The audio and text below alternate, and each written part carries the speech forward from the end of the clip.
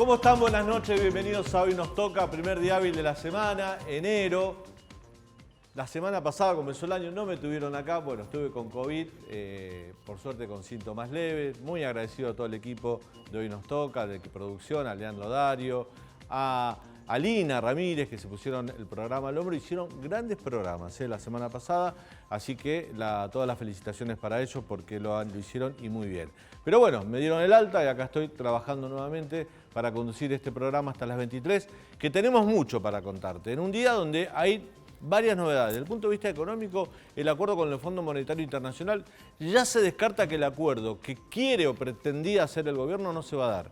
A lo sumo podrá tener un acuerdo mediocre a malo, pero acuerdo al fin que evite el default. Pero tampoco eso está seguro. Hoy hubo algunas declaraciones de parte de hombres cercanos a Martín Guzmán, a Alberto Fernández, que daban cuenta de ello. Por otra parte, hubo una arremetida muy fuerte, y no es común, que tuvo el viceministro de Justicia, Martín Mena, con la Corte Suprema de Justicia. Dijo que apoyaba la plaza que va a pedir la renuncia de la Corte Suprema de Justicia. Estamos hablando del número 2 de la cartera de Justicia de la Nación, del Poder Ejecutivo, pidiendo la renuncia de la Corte Suprema de Justicia. No es institucionalmente lo que se debe hacer. Es, de alguna manera, parece más una falta al juego republicano, parece una falta a las formas republicanas que debe tener el respeto para la independencia del poder. Imagínense si fuese al revés, que un miembro de la Corte Suprema le pide la renuncia a Alberto Fernández. ¿Sería lo mismo? Estaríamos hablando de un intento de golpe. Bueno, cuando pasa así, que el Ejecutivo se mete o se intromete con el Poder Judicial de la forma que lo hizo hoy un funcionario clave del gobierno, como es el número 2 de Justicia, suena de igual manera. Vamos a hablar del campo hoy, vamos a hablar de la economía, vamos a hablar de qué expectativa tiene el campo para este año. Cuando el gobierno necesita el ingreso de dólares, los únicos que pueden traer dólares genuinos, de la manera más rápida posible, son los sectores ligados al campo. Vamos a estar en contacto con Gustavo Grobocopatel, usted lo conoce, productor de soja, un hombre muy importante cuya palabra no se escucha muy seguido, pero cada vez que habla deja cosas para pensar y marca un poco la agenda de un sector al que todos miramos porque la economía también depende mucho de ello. Y luego, en la segunda parte del programa, vamos a estar con un médico infectólogo, porque hoy la ministra Carla Bisotti dijo algo, desde mi punto de vista, lo más importante que se dijo desde que comenzó la pandemia. Dijo que están haciendo los estudios técnicos para poder llegar a concluir que salimos de analizar el COVID como una pandemia para tomarlo como una endemia, como una enfermedad respiratoria. Entre otras cosas, por ejemplo, no se aislaría más a los contactos directos de gente que ha dado positivo de COVID. Eso cambiaría radicalmente las formas que tenemos de movernos, de trabajar y las consecuencias que tiene hoy en día el COVID. Imagínense esto, estamos teniendo un promedio de 100.000 casos diarios. Por cada caso hay entre 4 y 6 contactos estrechos. Quiere decir que si se cumplen los protocolos, por día se están aislando 500.000 de personas. En la suma de una semana vamos a tener 3-4 millones de personas aisladas permanentemente. Gente que falta al trabajo, gente que no puede atender su negocio, que se perjudica económicamente y que perjudica todos los servicios. De hecho, hoy, porque se aislaron 1.200 empleados de Aerolíneas Argentinas, no puede operar Aerolíneas de la mejor manera y se suspendieron algunos vuelos. Bueno, todo eso puede cambiar si las medidas sanitarias giran para un determinado lugar, como está haciendo España, como pretende hacer España ahora. Dejar de tratar al COVID como una pandemia y tratarlo como una endemia. Para mí es un punto muy importante y lo vamos a hablar con el doctor Cisneros en la segunda hora. Volvió Antonella Puncino, nuestra columnista estrella que estuvo de vacaciones, le damos la bienvenida. Y está Belén, nuestra nueva compañera que se suma al equipo porque el señor Dario está de vacaciones. En este momento mandó una foto con una dama Juana de vino al costado de una pileta y le mandamos un gran saludo porque bien se lo merece. Nos metemos de lleno en esto que hoy nos toca hasta las 23 aquí en el canal de la ciudad. El pase sanitario fue muy importante para eso y por supuesto que la percepción de riesgo con lo que está pasando. Los niveles de incompetencia son tan grandes que me parece que la COVID manía en este caso, o el COVID, le viene como anillo al dedo. Un encuentro que sería con el ministro Guzmán, el presidente de la Cámara y los 4 gobernadores de Juntos por el Cambio y los jefes del bloque. Nosotros no podemos estar en un programa de 1.300 o 1.500 productos donde la rentabilidad sea cero.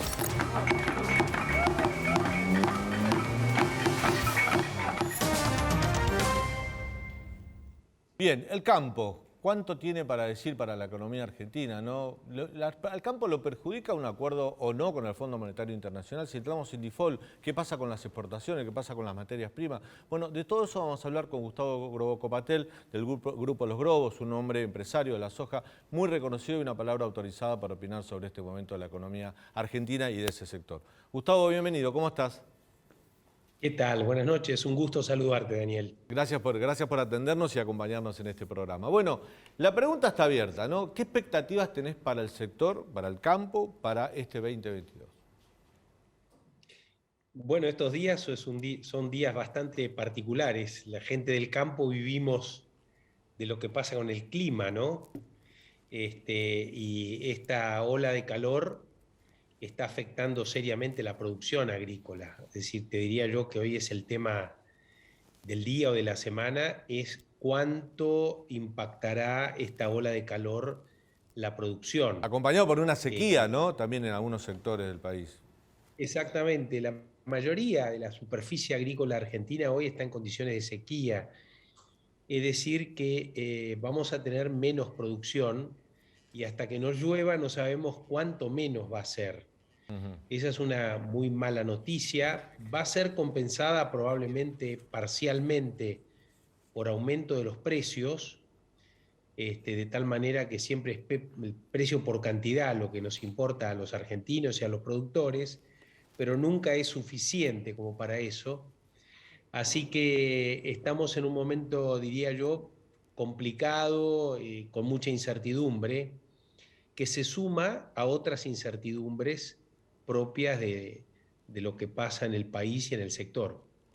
Gustavo, creo que fue en el 2017-2018, recordame, hubo una seca también muy importante que le hizo perder al país, al campo, 7.000 millones de dólares. Yo recuerdo que la revista Forbes dijo que era una de las 10 tragedias naturales que más había afectado a la economía de un país. Esto fue en el 2018, si no me equivoco. ¿Estamos lejos de repetir eso o el escenario es parecido? No, el escenario es parecido. Recordemos que esa fue la sequía que hizo que Macri tuviera que acudir al Fondo Monetario tal cual. Sí, sí, así fue. Exactamente. Así que bueno. Porque secó de dólares al país. Exactamente, eso puede ocurrir tranquilamente. ¿Cómo ves el acuerdo del gobierno con el Fondo Monetario Internacional y qué expectativas tienen ustedes, los que exportan materia prima, los que exportan valor agregado, los que hacen ingresar dólares genuinos al país? ¿Los puede perjudicar un default, los puede perjudicar un mal acuerdo con el FMI? Mira, yo creo que no es solamente para el campo. En general, el progreso en los países en la era de la globalización está vinculado con los flujos de intercambios. Intercambios de bienes, intercambios de servicios, intercambios de capital, intercambios de conocimiento. Cualquier cosa que altere esos flujos es negativo para los países. Nosotros necesitamos vender, exportar, para que entren dólares. Necesitamos, además, con esos dólares importar para que funcionen las fábricas y para que haya productos que nos abastezcan en el consumo o en las actividades cotidianas. Es decir, que los países progresan en la medida que tienen más facilidad en esos flujos. Y obviamente un no acuerdo con el fondo y otras medidas más que deberían tomarse afectan el flujo de los intercambios. Gustavo, planteas un escenario, digamos, donde el acuerdo con el Fondo Monetario Internacional es necesario. Creo que hasta algunas voces oficialistas, salvo las más radicalizadas, hablan de la necesidad de un acuerdo porque si no estallaría todo por los aires. Sin embargo, vos ves que hay convencimiento en todo el gobierno. Cuando digo todo el gobierno, digo todos los sectores, porque la vicepresidenta se expresa prácticamente nada, llaman a la oposición, dice todos tenemos que estar detrás de este acuerdo, pero la vicepresidenta no asiste o no participa de eso, y los sectores más radicalizados que se identifican con ella, como que cada vez que hacen algún tipo de pronunciamiento, como que patean la posibilidad o alejan la posibilidad de un acuerdo con el fondo. ¿Cómo lo ves a Alberto Fernández manejando esa situación dentro de su propio gobierno? No, yo, digamos, no tengo capacidad como para evaluar ese tipo de cosas, ¿no? Lo que sí creo es que no por el acuerdo por el fondo, sino por el futuro de Argentina, nosotros necesitamos un plan para poder salir adelante, para poder crecer, para poder progresar. Ese plan todavía se está esperando. Y creo que de alguna manera eso se vincula con lo del fondo, ¿no? O sea, daría la impresión de que el fondo o cualquiera que uno le hace una propuesta de pago y le pide algo, lo mínimo que te piden es decir, bueno, ¿cómo lo vas a pagar? ¿En qué condiciones? ¿Cuál es tu programa para salir? Y eso todavía no está. Así me preocupa más la falta de plan que la falta de arreglo con el fondo, ¿no? Ese plan es complejo porque Argentina viene de décadas de estancamiento o de deterioro, hay que dar vuelta a la página.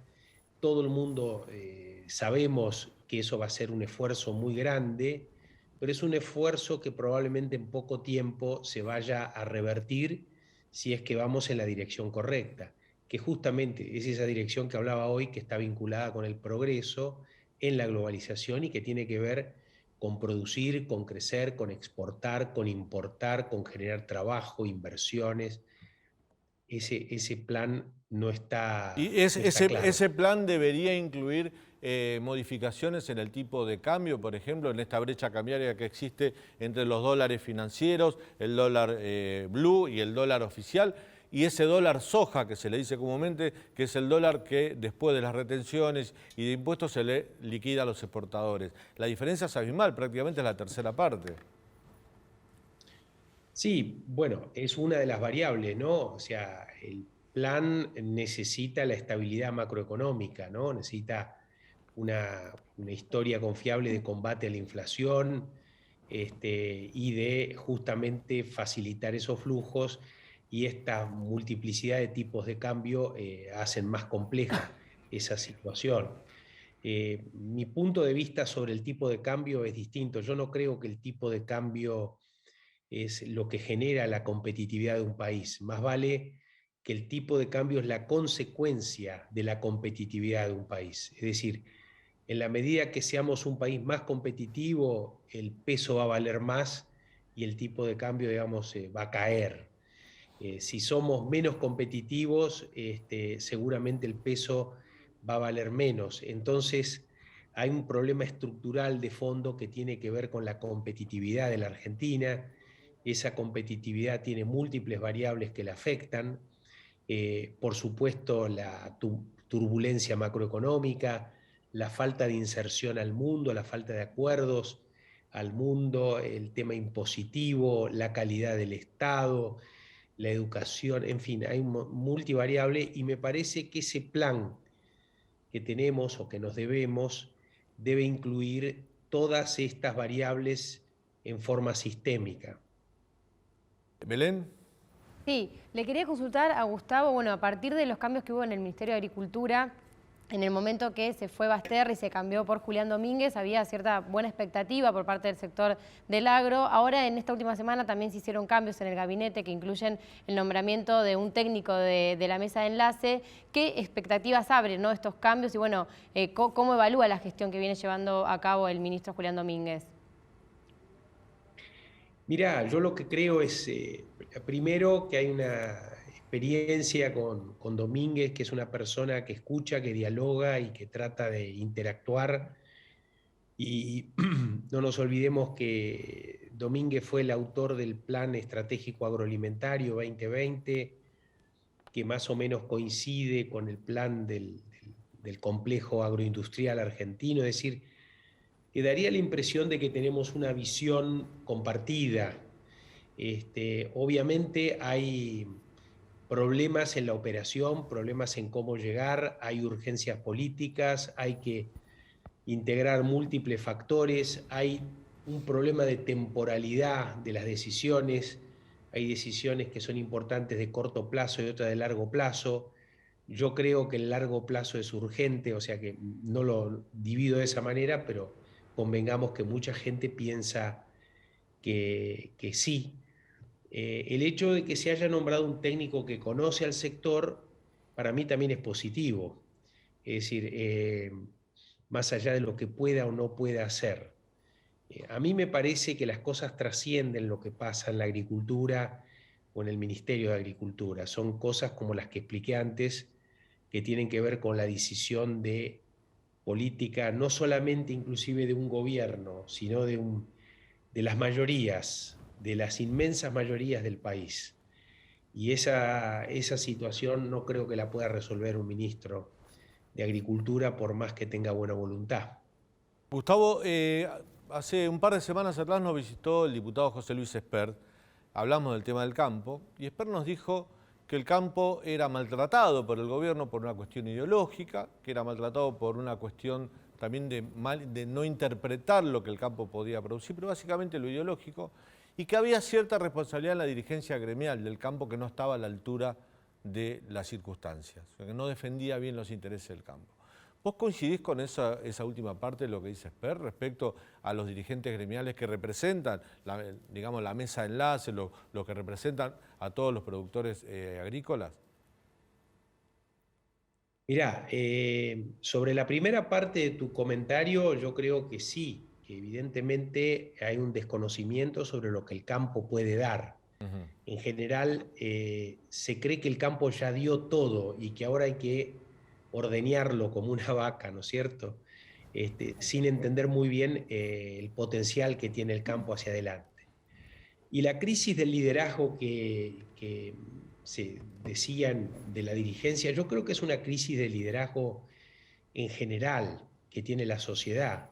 Es decir, no entendemos, no tenemos capacidad de análisis sobre lo que está pasando y no tenemos capacidad también de crear esta cuestión de una amplia mayoría que nos lleve en un camino de esperanza. Y eso también trasciende la dirigencia agropecuaria, ¿no? La dirigencia política tiene que ver con la dirigencia empresarial en general, no solamente la gente del campo. Me parece que es un desafío que tenemos amplio también, ¿no? O sea, cómo acompañamos con la dirigencia más amplia todo este proceso de transformación. Pero vos sentís que hay un cortocircuito entre lo que proponen y hacen los dirigentes gremiales del campo y ustedes, los productores. Digamos, no coinciden en las demandas o en las estrategias. Quizá coinciden en las demandas, pero no en las estrategias para llevarlo adelante. Bueno, lo que pasa es que estar frente a la complejidad que tienen las cosas muchas veces demandan esfuerzos y sacrificios para todos y hay que saber explicarlo. Yo creo que una de las competencias que tiene que tener el liderazgo nuevo es que tiene que ser un liderazgo que pueda comunicar bien, que pueda entusiasmar, que pueda generar alguna luz al final del túnel y llamar a un esfuerzo, que lo vamos a tener que hacer todos, pero debería ser un esfuerzo convencido de que el futuro va a ser bueno y que ese esfuerzo vale la pena. En la medida que tengamos ese liderazgo, yo creo que vamos a salir, vamos a convocar, vamos a poder transformar lo que hay que transformar. Todavía ese liderazgo no se ve, no es un tema solo del campo, también no se ve en la política y no se ve en la dirigencia empresarial. Y otro sector que ahora la vamos a meter a Anton en el tema, pero otro de los sectores que pugnan con los intereses del campo desde otro lugar, no desde la economía, pero que de alguna manera pueden afectar la producción, pregunto, a lo mejor no, ¿se convirtieron en un problema los sectores que defienden el medio ambiente, los medioambientalistas con los productores agrícolas?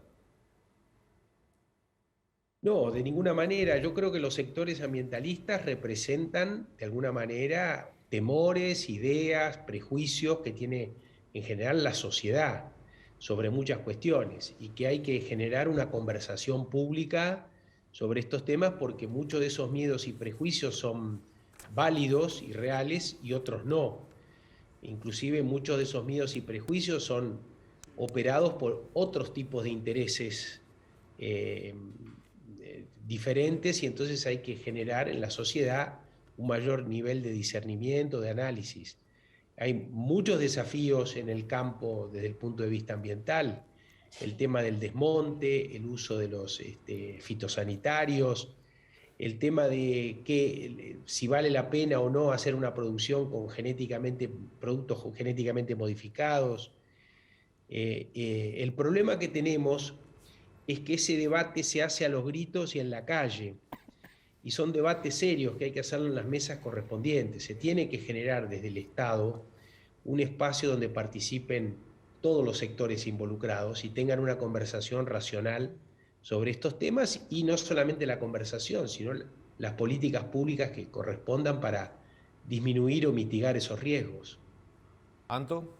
Hablando de transformación, usted en el 2015 ya hablaba de que iba a haber una revolución industrial que iba a ser verde con esta transición de las energías verdes. ¿Usted cree que Argentina está en condiciones de ayornarse a estos cambios? Se lo pregunto respecto y metiéndonos en el contexto de las petroleras de Mar del Plata, siendo que Cabandier defendió este proyecto minimizando en cierta manera las consecuencias ambientales. ¿Cuál es su opinión? No, yo creo que Argentina, en lo que nosotros llamamos la economía verde, la bioeconomía y demás, tiene una fortaleza muy importante que está inexplorada, que tiene que ver con la capacidad científica, tecnológica y la capacidad de innovación que hay en el campo, eso sin duda. Y hay algunos ejemplos de lo que se puede hacer en Argentina. Lamentablemente son ejemplos aislados, deberían ser muchos más de los que hay. Y hay un campo enorme en temas que están prácticamente sin tratar, no sé, no solamente, digamos, ahora sabemos que no solamente cosechamos grano, sino que podemos cosechar viento y podemos cosechar luz. Y también a través de las algas podemos cultivar en el mar, no solamente en la tierra. Entonces ahí hay un futuro enorme que está vinculado también con la convergencia tecnológica, con la robótica, con la digamos, inteligencia artificial, el ¿Y usted Internet cree de las que esto cosas. se pueda replicar en diferentes sectores, como por ejemplo en el petrolero?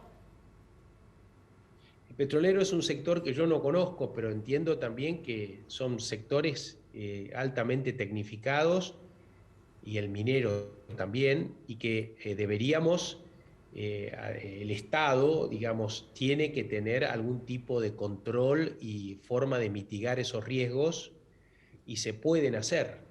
Y donde no se puedan mitigar los riesgos, bueno, debería prohibirse, pero la prohibición no tiene que ser la consecuencia de una discusión en la calle a los gritos. Claro, ¿usted lo ve con Tiene una que mirada ser algo. optimista a la iniciativa si se hacen los controles pertinentes?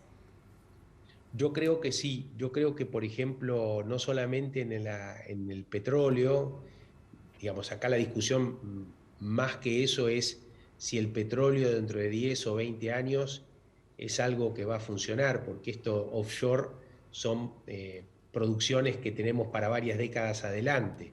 Digamos, algo que sería más actual sería Vaca Muerta, que eso sí es de un día para otro, y digamos, yo creo que eso tiene que de alguna manera financiar el corto plazo para poder transformarnos en el mediano y largo plazo hacia energías renovables. Lo mismo que la minería, que es tan importante, tan poderosa y tan generadora de recursos, parte de esos recursos deberían redirigirse hacia un uso más racional del agua, hacia la protección del agua inclusive. O sea, no está una cosa en contra de otra. Yo creo que bien organizado eso puede ser sinérgico. Si no lo ha sido ahora y si hemos tenido consecuencias lamentables, ha sido por falta de control, por falta de planificación y porque tenemos un Estado que, diría yo, es un Estado bobo, no es un Estado preparado para este tipo de discusiones. Gustavo, antes de despedirte y agradecerte este tiempo que nos brindaste acá en el canal de la ciudad, te pregunto cómo está el trío Cruz del Sur. No sé si están tocando todavía, si seguís con esa variable musical de tu vida. Sí, claro que sí. Sí, sí, por supuesto. Son mis amigos del alma, José Félix Voces y Héctor Llanos. Son mis queridos amigos del alma y seguimos recorriendo los caminos y haciendo música cada vez más involucrados y más apasionados. Bueno, algún día te vamos a invitar a que nos acompañes con un poquito de música acá en el piso. Será otro calle. Sí. Bueno, podemos arreglarlo, no hay problema. Gustavo, muchas gracias por este contacto. Te mando un fuerte abrazo. Chao, adiós. Gracias. Gustavo Grocopatel, productor agropecuario, para hablar sobre la realidad del campo y las expectativas de este año 2022. Y hablando de expectativas, y me voy para la mesa, las expectativas del pronóstico del tiempo, del clima para esta semana son terribles, temperaturas que van a superar los 40 grados, y eso trajo cambios, ¿no? Va a generar cambios en nuestros comportamientos, en la economía. También hay posiblemente haya cortes programados de luz, sobre ya los que tenemos, que son un desastre. Riesgos de la salud. Bueno, ¿Qué se sabe de eso? Según adelantó el Servicio Meteorológico Nacional, mañana a las 14 puntualmente, Argentina sería el país más caliente del mundo. ¿Entienden a lo que estamos hablando? De las temperaturas que se están estimando para esta semana. Ya rige una alerta amarilla para las provincias, una alerta naranja, perdón, para las provincias de Buenos Aires, Mendoza, La Pampa, Neuquén, Río Negro y Chubut. Y también hay alerta amarilla para diferentes zonas. Pero los picos de temperatura en Buenos Aires van a ser el jueves y viernes, ¿no? Así es, el jueves era máxima de 40. Para toda la semana, pero mañana puntualmente el país, digamos, entero va a estar con el pico de temperatura, por eso las alertas rojas y amarillas están principalmente en el centro y norte del país. Bueno, frente a esto, el gobierno, ¿qué es lo que hizo? Hay que prevenir los posibles cortes que puedan llegar a suceder, como se recibió al 2022, con gran parte de los barrios de la ciudad de Buenos Aires y del AMBA con cortes que afectó a más de 50.000 personas. Bueno, ¿qué es lo que hizo en esta oportunidad el gobierno? Importó gasoil para evitar estos cortes de luz y destinarlos a la administración eléctrica. ¿Qué es lo que sucede? Este tipo de concesiones no se dan en términos de menos de 60 o 40 días. Entonces, esto si bien parece una iniciativa buena como para poder salvar estas altas temperaturas y que no se generen estos cortes de luz, recién podrían estar llegando a partir del 18 de enero, por lo que no se podría utilizar este suministro, esta iniciativa para las altas temperaturas pronosticadas para esta semana.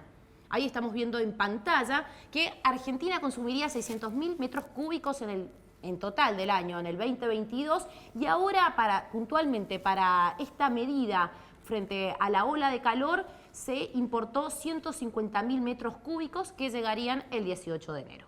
Después vamos a hablar un poquito sobre los cortes de luz que no los programados, y sino los que ya vienen castigando sobre todo a los vecinos del área metropolitana y de algunas provincias del interior del país. Belén.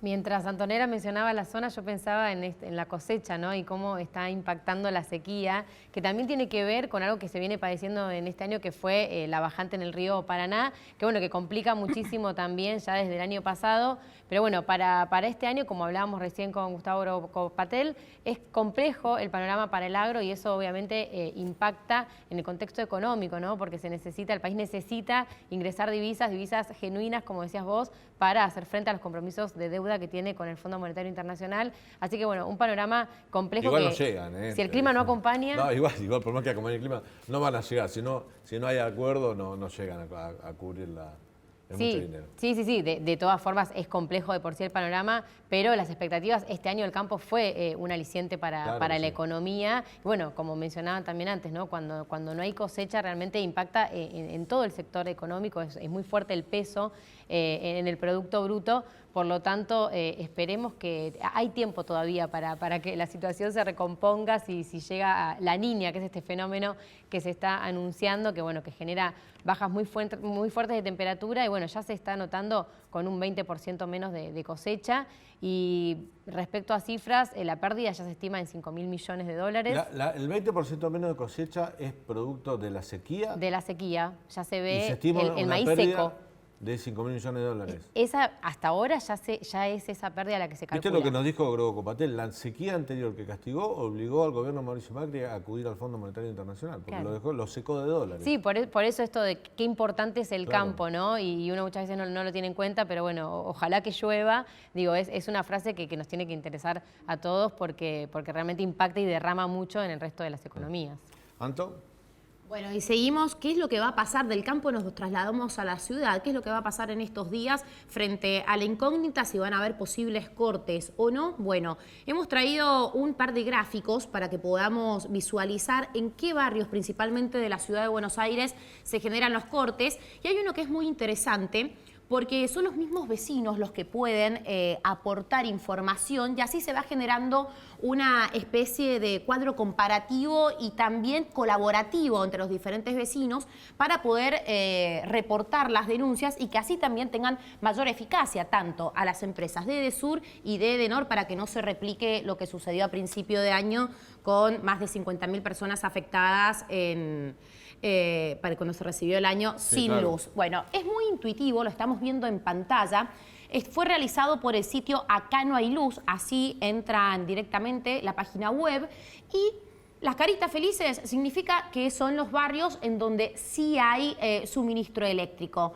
Donde están los sectores en color naranjo, que lo podemos ver naranjo medio amarillito, bueno, son los sectores en donde hay un corte de luz que va y vuelve, y directamente en los rojos es en donde hay barrios totalmente afectados por el corte de suministro. Por ejemplo, lo que estamos viendo en pantalla, en este momento, si esto es actual, según los chicos ahí que me dicen, el barrio de Boedo en este momento estaría sin suministro eléctrico. Veamos que generalmente las zonas más afectadas de la ciudad de Buenos Aires siempre es la zona sur. ¿Sí? Ahí estamos viendo, y también esto se puede verificar con la progresión oficial del ente regulador de Llegamos a tener electricidad. 95 cortes simultáneos la semana pasada en los picos de calor. Hubo casi más de 100.000 usuarios, como decía vos, sin luz, entre Edesur y Edenor, pero hubo 35 cortes simultáneos que dejaron a 100 y pico de mil de usuarios. Bueno, esto es lo que quiere evitar el gobierno con esta importación de gasoil para no tener que programar cortes, que si bien no está confirmado, tampoco está descartado que se programen cortes como sucedió, recordemos, en el año 2013 y 2015 durante el gobierno de Cristina Kirchner, porque esto también podría afectar principalmente a la industria, cortarle el suministro, después también termina generando impactos mucho mayores de los que puede llegar a generar en tanto los ámbitos laborales chicos o domésticos. Y este es el otro gráfico que les mencionaba, que también se pueden consultar las zonas en donde no hay luz. Ahí lo que estamos viendo del lado izquierdo es la cantidad de habitantes que no tienen suministro, ¿sí? Esos números. Los números de abajo son las horas del día, pero acá lo importante de este gráfico es que podamos analizar este color. Ustedes ven que se empieza a subir progresivamente desde el amarillo al rojo. Bueno, esta es la temperatura.